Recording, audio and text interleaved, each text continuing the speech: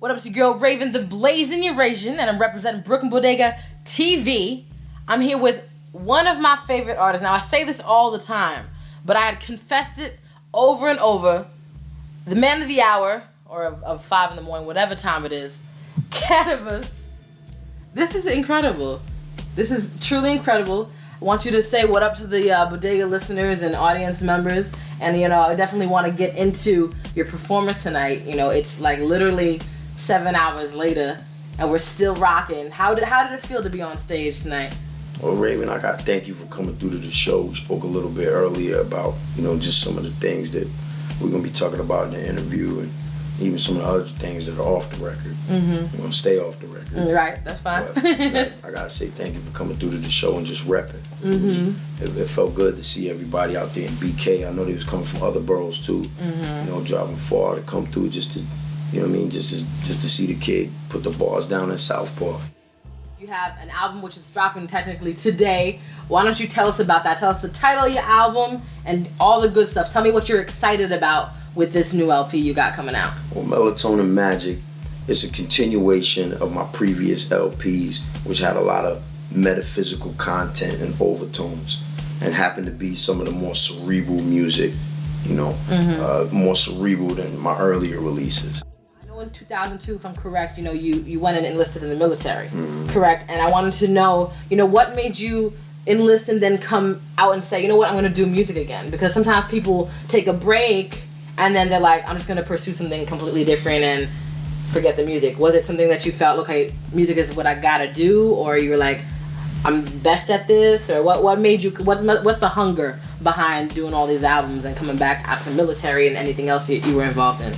Well, from where I'm standing, some of the things that have happened, after I was introduced to hip hop, almost everything, like looking back on it in retrospect, sort of feels like those things were fate, or it was destined to go down a certain way. Mm-hmm. And so, because I used to have this motto where I said, I don't know how it's going down, I just know how it's not going to go down. Mm-hmm. And so, I sort of used that mantra in my earlier days to, keep me focused on what it was that I wanted to see or how I wanted to see my music develop. Mm-hmm. And so, it's just commitment. I was right. committed to hip hop. When I was in the service, Stryker Brigade, I was committed to that. I drove Strikers. Everything that I've ever taken a part in. If it's something that if it's something that was voluntary, Mm-hmm. it's something that I became committed to rather quickly. Mm-hmm, mm-hmm. It's just easy for me to commit to something that I volunteered to do. Did you always know that you were like an MC inside, or did you discover it? I felt like I was an MC at all times. Okay. Even when I couldn't rhyme. Okay. Real well. Okay. I was always able to pick up, the real, those in-depth details that my favorite MCs put, if they put down, I was able to pick it up, right. at a young age. Mm-hmm. So I always felt like an MC. Okay. I was always inspired on, even at an impressionable age, I was inspired to have the same sort of influence that my favorite MCs were coming up that I saw. I wanted to have that sort of influence. I guess as long or as brief a statement, what is your feeling on the current, state of hip hop right now? What would you like to change about it, but what do you actually dig about it right now? Well, underground hip hop is constantly evolving. Mm-hmm. It changes autonomously. Mm-hmm. And so I do my best to play my part as an MC and try to communicate principles by example. Right.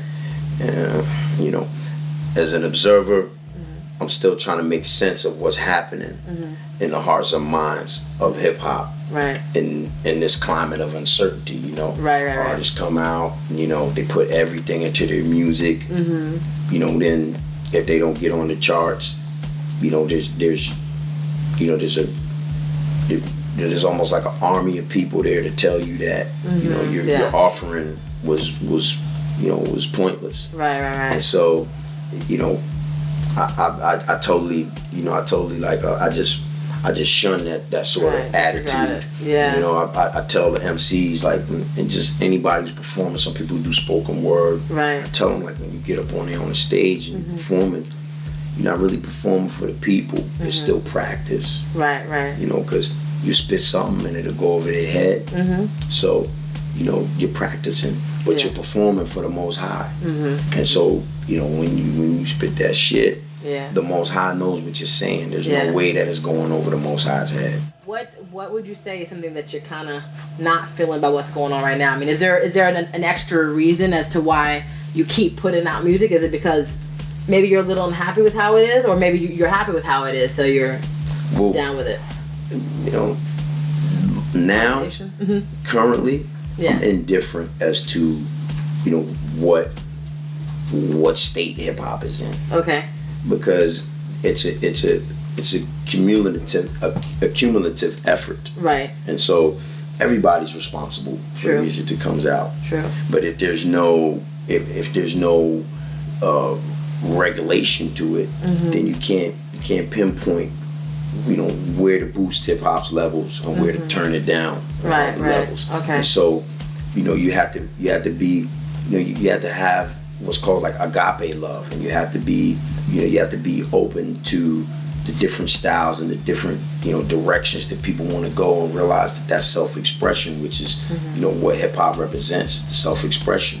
Right. And so, you know, I'm never going to tell an MC that they shouldn't be, you know, writing what comes to them, or what they feel, because I believe that we're all sort of like vessels of, you know, we're translating information that is coming from the third eye, coming from, you know, supreme powers and energies and entities, and we're just, you know, we're just taking it in. It comes to us, we take it in, and then regurgitate it to the people. Sure, whatever is your expression is your expression. So who are we to say?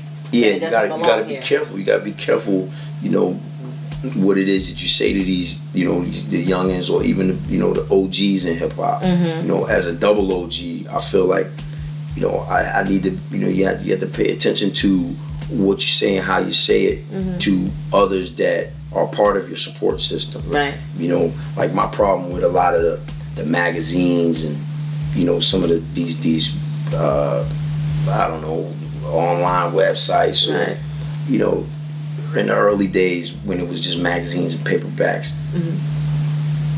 those writers and those editors, you know, they took a culture and they created grading systems for music, and they turned it into like a cesspool of corruption, because, you know, now it was more about how many full pages ads you're gonna buy, you know what I mean, as opposed to what, you know, the quality of your product.